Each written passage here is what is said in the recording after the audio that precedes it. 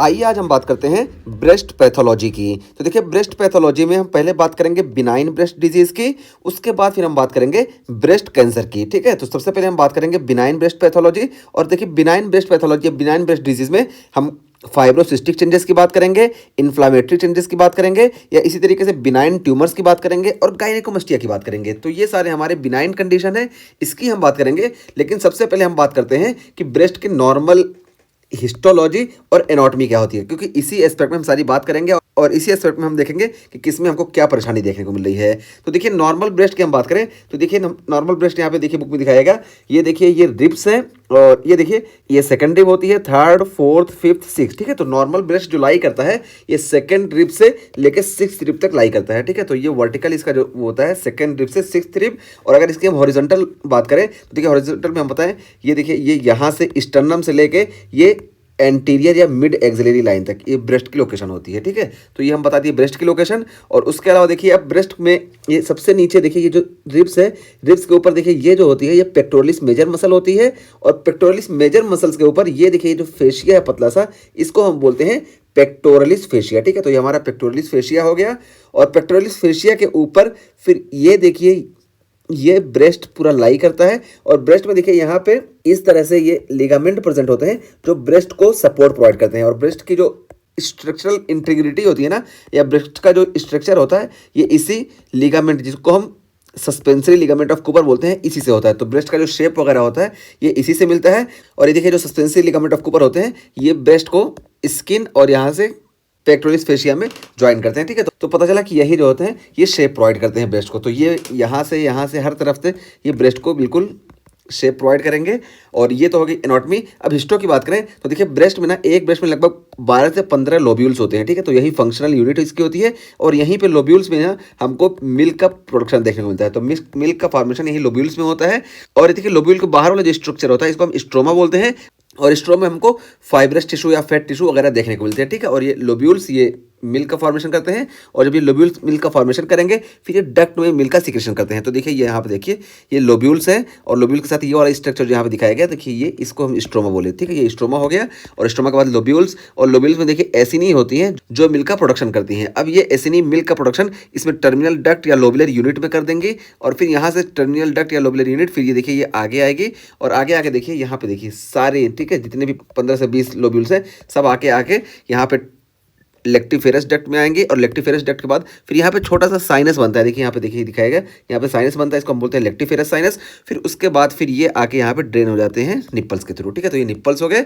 और ये निप्पल के किनारे के वाला जो हिस्सा होता है ना ये हाइपर पिगमेंटेड होता है और इसको हम बोलते हैं एरियोला। देखिए यहाँ पे एरियोला, इस वाले हिस्से को एरियोला बोला जाता है। तो ये एरियोला हो गया।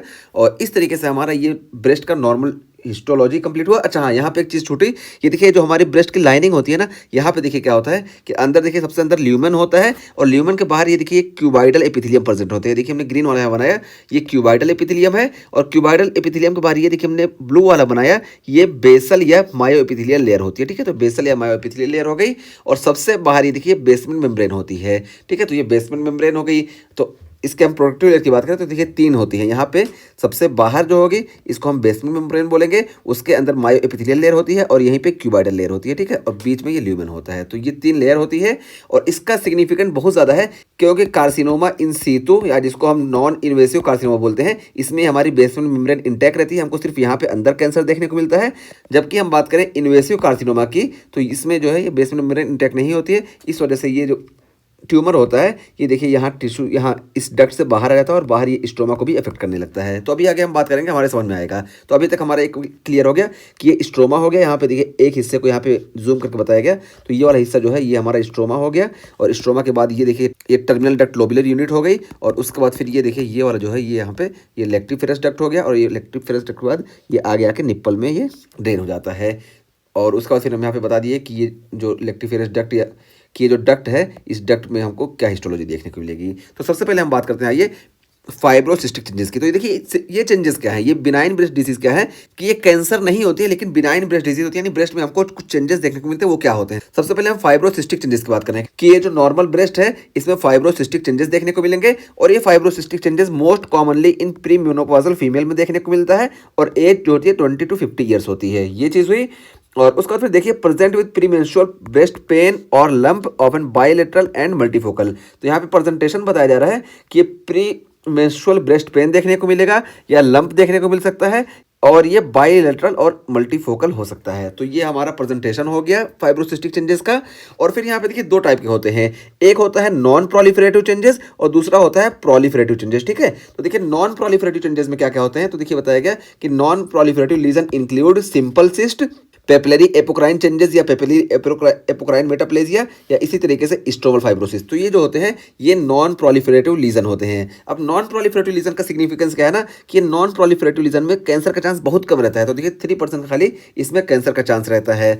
तो देखिए यहाँ बताया गया कि risk of cancer is usually not increase. तो इसमें फाइब्रोटिक चेंजेस अगर ये नॉन प्रोलिफरेटिव है तो इसमें कैंसर का रिस्क बहुत ज़्यादा इंक्रीज नहीं होता है, सिर्फ 3% होता है। इस वजह से यहाँ पे सीधा बोल दिया गया कि नहीं इंक्रीज होता है। और उसका फिर बताया गया कि प्रोलिफरेटिव लीजन क्या होते हैं। तो देखिए प्रोलिफरेटिव लीजन ये दो टाइप के होते हैं, एक होता है स्क्लेरोजिंग एडिनोसिस और दूसरा होता है एपिथेलियल हाइपरप्लेजिया।